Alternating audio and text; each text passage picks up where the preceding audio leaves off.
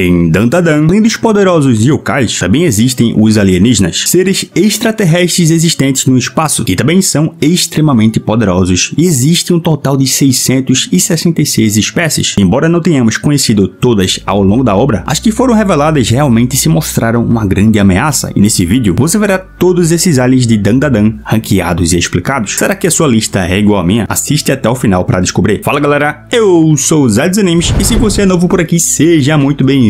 Inscreva-se no canal para assistir a mais vídeos de Dandadan. Aproveita também e já deixa o teu like, porque assim o YouTube entende que você está gostando do vídeo e espalhará ele para mais pessoas assistirem, beleza? E bom, recados dados, vamos deixar de enrolação e bora pro vídeo. Galera, antes de iniciar o nosso ranking de fato, é importante falar que as diferentes raças de alienígenas dentro do sistema galáctico conhecem bem umas às outras, porém a humanidade permanece isolada, alheia à existência dessas formas de vida, e apenas alguns poucos humanos, guiados por teorias da conspiração, ousam acreditar que há algo além de que se vê no céu, e essa ignorância da humanidade não é por acaso. Duas razões para isso são as seguintes. A primeira é o espaço vazio, uma dimensão criada pelos próprios alienígenas, que oculta suas atividades de qualquer ser humano comum, e somente aqueles espiritualmente conscientes conseguem enxergar o que se esconde dentro desse espaço, assim como vimos acontecer quando Okarun e a Momo enfrentaram um alien que invadiu a casa dela no começo da história. E a segunda razão é ainda mais intrigante. Muitos alienígenas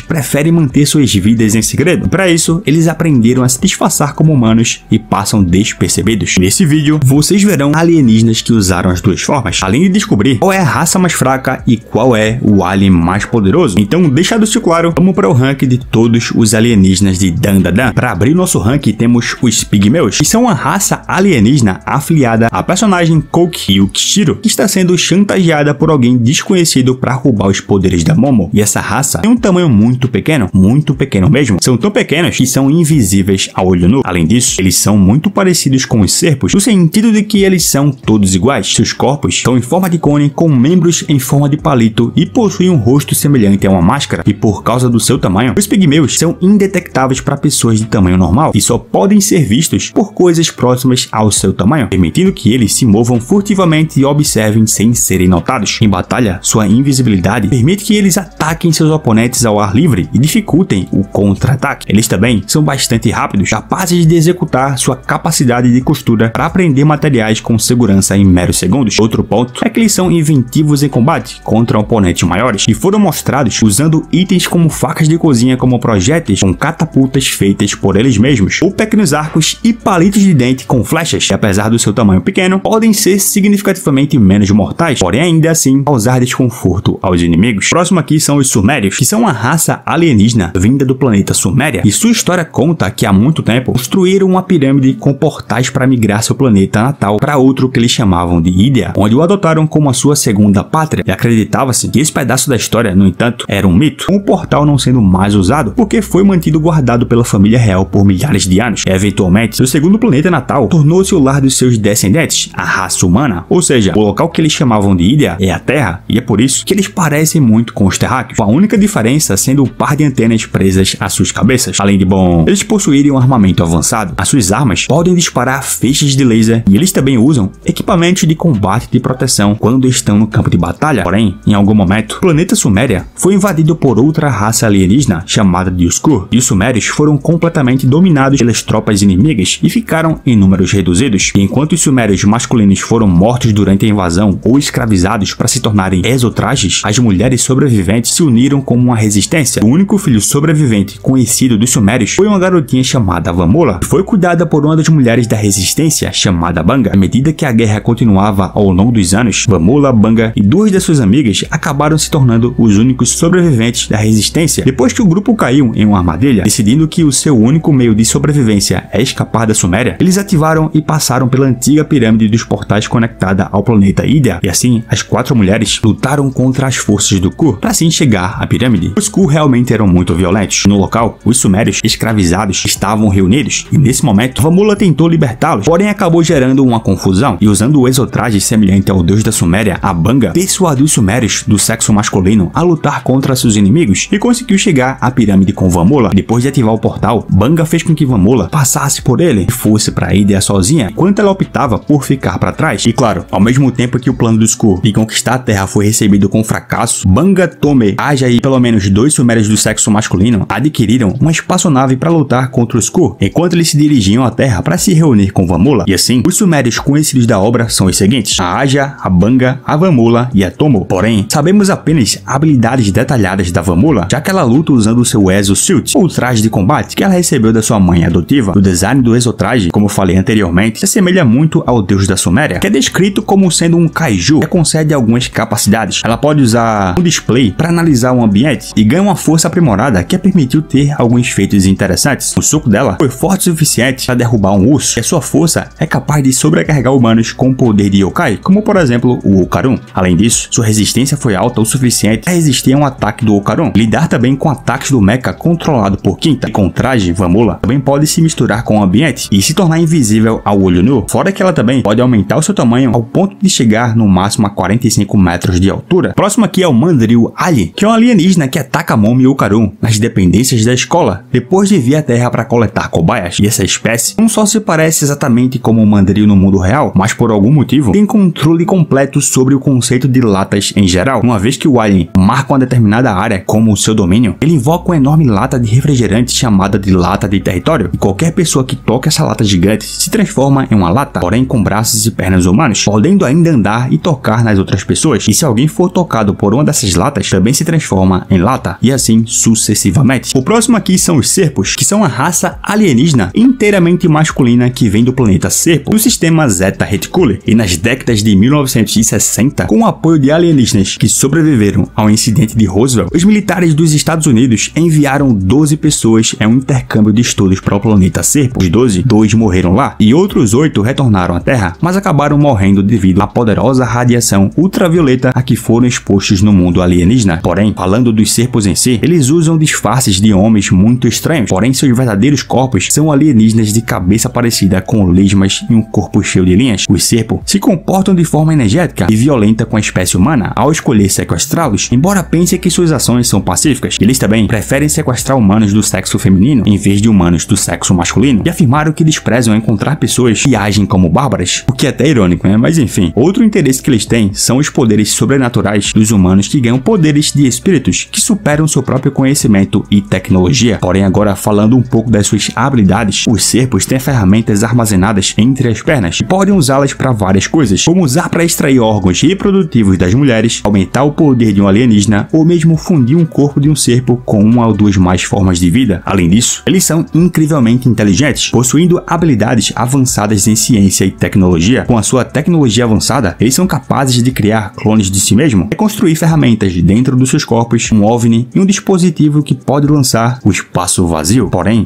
para por aí, eles também possuem poderes psíquicos, permitindo assim manipular objetos e pessoas, exercer ondas de choque, criar campos psíquicos e manipular ondas cerebrais. E o Serpo que mais tem destaque durante a obra é o Hokuro Serpo, que se aliou a Momo e ao Okarun para parar a invasão do Skur. E após esse evento, Hokuro foi considerado um defeito pelos Serpos e foi banido, o que o levou a se tornar um clone independente. E assim, ele adquiriu a nanoskin do Ludres através do Mr. Mantis, como uma medida de salvamento em meio ao clímax da invasão do Skur. E como resultado, Hokuro ganhou a capacidade de moldar suas extensões do corpo de nanoskin em uma variedade de formas, e ele é capaz de usá-la para infiltração, alterar suas roupas e também pode criar objetos como um balcão de loja e pode disparar um feixe de partículas do seu scanner na batalha contra o garoto guarda-chuva. Próximo aqui é o monstro de Flatwoods, que é um alienígena associado aos Serpos. Foi avistado pela primeira vez na cidade de Flatwoods, no condado de Braxton, na Virgínia Ocidental, e ficou conhecido como o monstro de Flatwoods. Em algum momento, ele foi ao Japão e foi relatado como tendo sido avistado na prefeitura de Yamanashi. Condizente com seu imenso tamanho, tinha uma força física incrível, sendo capaz de desencadear ondas de choque com o bater dos seus pés e criar crateras com seus socos. O monstro de Flatwoods liberou sua força bruta usando pisadas de pé no estilo sumo, e por lutar dessa maneira, ele tinha uma fraqueza de se desintegrar se suas mãos tocassem o chão, estando alinhado com as regras do sumo. Além disso, ele possuía a capacidade de emitir uma névoa negra nociva da sua boca ou qualquer ferida aberta do seu corpo, que causava hemorragia nasal para aqueles que a inalavam. E o próximo da lista aqui são os Dover Demons, que são uma raça de alienígenas humanoides com características de caranguejo e originalmente era identificada como uma espécie criptídea relatada principalmente nos anos 70 em Massachusetts. Massachusetts, o planeta natal dessa raça alienígena, é conhecido atualmente por estar em conflito ativo, forçando sua espécie a buscar trabalho fora do seu próprio sistema estelar, geralmente como guarda-costas ou, em alguns dos casos, em funções piores, devido à sua robustez física. E o principal representante dessa raça na obra é o Pinguim, ou o Senhor Camarão, inicialmente contratado pelos Serpos para ajudar no roubo de órgãos reprodutivos humanos. Eventualmente, ele se tornou um aliado que ajudou a humanidade repetidas vezes, e o Senhor Camarão é na verdade pacifista por natureza, apesar da sua genética o tornar tão forte, e assim, ele se descreve como um dos mais fracos da sua espécie, só aceitando trabalhos perigosos por necessidade. E isso porque também a esposa do Pinguim faleceu devido a uma doença, e a sua filha, a Chiquitita, foi diagnosticada com a mesma, já que é uma doença hereditária, e sem transfusões constantes, caras de sangue, Chiquitita não conseguiria sobreviver. Porém, infelizmente, o sangue desses alienígenas é quimicamente idêntico ao leite da vaca da Terra, o que permite ao Camarão Mantis e sua filha viverem tranquilamente em uma fazenda no Japão, onde conseguem leite de vaca que também pode ser usado debaixo d'água do planeta aquático deles. E assim, eles utilizam disfarces humanos para se misturar com os habitantes da Terra, e em combate é capaz de produzir socos que derrubam paredes inteiras. É um boxeador habilidoso em combate de curta distância. Apesar de ser derrotado com facilidade por seres sobrenaturais como o Okarun ou a Aira, ele prefere não usar sua força total em batalhas. Ainda assim, sua resistência extrema é realmente notável e foi forte o suficiente para resistir a golpes críticos de um yokai poderoso ou mesmo exoesqueletos. Além de ser imune a substâncias venenosas, pode ser injetado com um soro energético do Serpo, Pinguim se transforma na sua forma mais poderosa, e assim ele multiplica seu poder por 24 e se torna um trabalhador de 24 horas. Nesse estado, seus socos aumentam em força e pode gerar ondas de choque só com impacto, e quando submerso, sua transformação ganha ainda mais potência, multiplicando a força em 10 vezes, semelhante ao poderoso soco a jato de um verdadeiro Camarão Mantis. E não se sabe ao certo quanto dessa transformação vem do verdadeiro potencial inexplorado dele, quanto resulta das modificações dos genes pelos Serpos. Porém, mesmo sem o soro dos Serpos, ele ainda é capaz de se transformar nessa forma como um último recurso, embora admita que sem essas fontes mal consegue manter o poder por 24 segundos. Seguindo, temos a Ness, que era um criptídeo e um subordinado descontente do Serpo, e desde 700 depois de Cristo, a criatura foi avistada em vários relatos, mas se tornou verdadeiramente conhecida em 1934, no Lago Ness, depois que um obstetra tirou uma foto dela, e a criatura então se tornou conhecida como o monstro do Lago Ness. Embora, claro, a imagem que se tornaria conhecida como a foto do cirurgião que expôs a criatura tenha sido desacreditada a sua autenticidade, e assim fez com que várias pessoas passassem a achar uma farsa, e posteriormente, inúmeras teorias foram colocadas em práticas para tentar identificar o que a Ness poderia realmente ser, como por exemplo, teorias de que poderiam ser um enguia enorme, e Ness era na verdade uma criatura cruel e agressiva que atacava qualquer coisa que encontrasse. E apesar de ser uma subordinada dos Serpo, ela não tinha inteligência para seguir ordens, muito menos entendê-las, realmente um empregado do ano. Porém, ela era bastante poderosa. Ao absorver água através das suas guerras, Ness pode disparar uma devastadora explosão de água de alta compressão da sua boca, que é capaz de destruir uma sala de aula e bifurcar um Serpo. Seguindo, temos o demônio Serpo Ness, que foi o resultado de uma fusão do Serpo com o demônio Dover e a Ness, como último recurso para tentar eliminar a Momo, o Okarun e a Aira. E sendo a cabeça do corpo, o Serpo era a consciência predominante. O alienígena fundido achou Momo a mais perigosa e desejou matá-la e dissecá-la, e graças à guerra da Ness, o monstro era capaz de respirar debaixo da água por longos períodos de tempo, o que compensava a incapacidade do Dover de respirar. E usando os braços do Camarão louva-a-Deus, a fusão foi capaz de usar a tremenda força física do alienígena para lançar ondas de choque subaquáticas. A diferença entre o original e do herdeiro era que as ondas de choque da fusão eram muito maiores devido ao seu tamanho e se tornaram semelhantes a torpedos, e a única desvantagem é que esse novo monstro não poderia suportar o poder do seu próprio soco quando fora da água, e resultaria assim em seus braços sendo rasgados se feito. Além disso, ele também pode disparar rajadas de água de alta compressão da sua boca, absorvendo água através das suas guelras Big Mamas, ou Grandes Mães, que são criaturas alienígenas vindas dos confins do espaço, e os Skur dominaram um número desconhecido deles, com o propósito de fabricar exotrajes para guerra. Elas são grandes em tamanho e são todas idênticas na aparência. Elas possuem uma fisiologia muito bizarra e deformada, tendo uma figura humanoide com seios, barbatanas peitorais no lugar dos braços e um canal anal com uma grande protuberância possuindo 3 pernas em miniatura nas laterais. Simplesmente bizarro. Ficam ainda mais bizarras quando elas são capazes de produzir os exotrajes não de maneira convencional, mas sim a partir dos organismos vivos que consomem. O próximo aqui são os subterrâneos, que aparecem 2 durante a obra. O primeiro aqui é Nakikito, que é uma subterrânea que passou mais de 200 anos oferecendo sacrifícios humanos ao Tsushinoko para evitar a destruição da sua aldeia. Tudo começou durante o período feudal, quando Nak levou sua família a oferecer oferecer crianças da aldeia como sacrifícios. E como esse ritual continuou até a Era Moderna, a família Kito construiu uma casa de sacrifício para atrair famílias a morarem lá sem saber de nada, o que levou, por exemplo, ao nascimento do yokai mal-olhado. Aki possui uma força física incrível, como mostrado quando ela mandou Momo através de 2 paredes com um soco duplo da sua técnica Jennifer Lopes Anaconda. Sim, o nome é esse, e também é bizarro. Puro suco de Dandadan. Ela também se mostrou muito rápida e conseguiu esquivar a tempo da televisão que a Momo jogou nela. Além disso tudo, ela demonstrou uma notável tolerância à dor, não mostrando sinais de angústia ou sofrimento, quando o mal-olhado fraturou seu braço direito e começou a combatê-lo como se não tivesse efeito sobre ela. E o outro subterrâneo, claro, o Tsushinoko, que era o gigante verme da morte da Mongólia, e havia sido reverenciado pelo povo da aldeia de Jiji, especialmente a família Kito. Durante o período feudal, o criptídeo residia dentro de um vulcão da aldeia, onde se tornou reverenciado como Tsushinoko pelos aldeões, devido a fazer com que o vulcão se tornasse ativo sempre que estivesse com fome. E essa criatura é bastante poderosa. Ele foi capaz de liberar ondas psíquicas para manipular os outros a cometer suicídio. Também foi capaz de curar completamente quase qualquer ferida fatal, ao ponto de conseguir regenerar sua cabeça depois que ela foi cortada por Orokarun. Porém, devido à biologia dos vermes, o Tsushinoko é incapaz de lidar com a exposição à luz solar e morrerá como resultado de ser seco. E outro ponto é que ele também possui a habilidade natural de descarregar uma grande quantidade de eletricidade das pontas dos seus tentáculos para atacar qualquer inimigo próximo, e é capaz assim de expelir uma substância pegajosa que inibirá a mobilidade do seu alvo. O próximo aqui são os Skur, raça alienígena militarista que se origina nos confins do espaço. Eles são descritos como globalistas e têm procurado ativamente planetas dentro do sistema galáctico para conquistar. Os Skur, além de fazer a quinta série bater no ADM, são parecidos com povos na aparência, com um conjunto de tentáculos no lugar da boca, e por essa semelhança com os povos, eles são incapazes de sobreviver na atmosfera de um planeta por muito tempo sem o apoio de um exotraje. Embora eles possam funcionar normalmente quando expostos à atmosfera por um curto período de tempo, não se sabe qual é o seu limite até que morram. No entanto, é evidente que é menos que um dia, já que o Ku, derrotado por Orokarun, morreu em algum momento entre a noite que eles lutaram e a manhã do dia seguinte. E o poderio militar dos Skur provou ser imenso, principalmente na sua invasão suméria, onde quase levou os sumérios à beira da extinção. E embora a guerra se arrastasse com a resistência, eles ainda mantinham a vantagem, e mesmo com apenas alguns membros sendo enviados para a Terra como seu próximo planeta a dominar, os Skur eram formidáveis o suficiente para esmagar decisivamente o Serpo e roubar sua tecnologia avançada para si mesmo, aumentando assim seu poder. E se não fosse pelo envolvimento de Reiko Kashima na aniquilação da força principal, a invasão da Terra pelos Skur provavelmente teria levado à sua vitória, já que o Hokuro Serpo deixou claro, tanto para Momo quanto aos seus aliados, que não haveria nada que eles pudessem fazer uma vez que todo o exército se reunisse. E como eu falei anteriormente, os Skur usam exotrajes que são fabricados a partir das Big Mamas, embora sirvam principalmente como uma verdadeira vestimenta de segurança para ajudar a mantê-los vivos na atmosfera de planetas no qual eles não estão acostumados. Eles atuam como um armamento para guerra, possuindo capacidades de combate altamente avançadas, como manipular o espaço ou formar uma esfera de vibração ao redor do usuário. Essas armas são usadas pela unidade avançada, que é o grupo de 10 membros do Ku, cujo papel era rastrear e eliminar Vamula e colocar sua força principal para a Terra como a sua próxima conquista. Desses Ku, o seu líder e o mais poderoso era o Ashtu Ku, que inclusive entrou no meu top 10 personagens mais fortes de Dandadan, e o link do vídeo vai estar na descrição também, beleza? Para quem quiser assistir. Mas continuando, o Ashtu Ku tem uma aparência muito distinta que difere da fisiologia do povo da sua raça. Ele tem uma cabeça grande, com uma testa cheia de veias e olhos bulbosos. Ao contrário dos seus irmãos, ele possui mais partes semelhantes a tentáculos conectados à sua cabeça, que são mais finos e mais longos, e também possui uma boca pequena. Só que com o seu exotraje, ele possui a habilidade única de esculpir o espaço. Se usado ofensivamente, a habilidade permite que ele ataque seu oponente com uma força invisível, um impulso da palma da mão causando uma distorção no espaço, sendo enviado para destruir o que quer que esteja no caminho. E após o impacto, os ataques espaciais são devastadores e foi capaz, por exemplo, de obliterar o Orokarun, cujos ferimentos por serem esmagados por esse tipo de ataque foram tão graves que ele teve que ser colocado em atendimento médico, simplesmente insano. Porém, em primeiro lugar aqui temos o Ludris, que é um alienígena renomado que viaja pelo espaço, e dizem que ter a chance de encontrá-lo pessoalmente é como um milagre. Ele é um especialista em construção e é renomado por sua tecnologia de nanoskin e tem nanocélulas em sua composição, já que são pequenos robôs capazes de serem aplicados em superfícies e se expandirem para criar novos objetos inteiros. Essa nanotecnologia foi usada para reconstruir a casa da família Ayase após a sua destruição, bem como também para ressuscitar o Hokuro Serpo quando o corpo dele foi desmontado durante a invasão do Skur. Fora também que é com ela que é capaz de se criar o mecha a partir da casa da Momo. Só que não para por aí. Devido à linguagem do Ludris ser impossível de traduzir até o momento, seu real significado como personagem só pode ser compreendido pela forma como os outros alienígenas o tratam quase como se ele fosse uma criatura mítica em seu universo, e foi até mesmo citado como aquele que todos sabem. Mas enfim, galera, esses são todos os alienígenas e também criptídeos de Dan Da Dan. Concorda com a lista? Me conta aqui nos comentários. E agora eu vou indo nessa. Obrigado a quem assistiu até o final. Valeu, falou!